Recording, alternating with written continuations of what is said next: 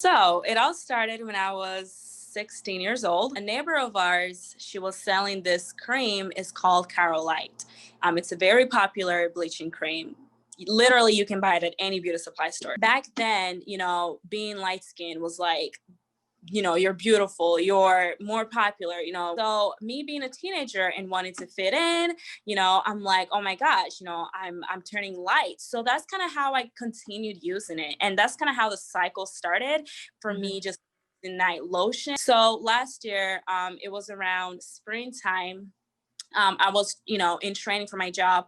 I worked as a flight attendant. So when I was in training, my skin got so incredibly bad. I started breaking out. I'm in tiny little bumps all over my eyelids. It itched so bad. It was honestly the most painful and just the most uncomfortable I've ever been. Before I got into the whole bleaching, I was looking at the pictures and I'm like, oh my God, my skin was so beautiful. What did I do?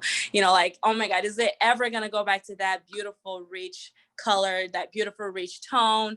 And, I ended up throwing every single cream that I used, completely threw all of them away, got on YouTube, made the video that way. Like, I basically opened up to the world because I would never admit it to my friends that I was lightening my skin. Oh, I would never, and I wouldn't show people pictures of before I was light skinned. So, what would you tell your younger self if you had to go back? What would I tell my younger self? Oh my gosh. I was like, don't do it.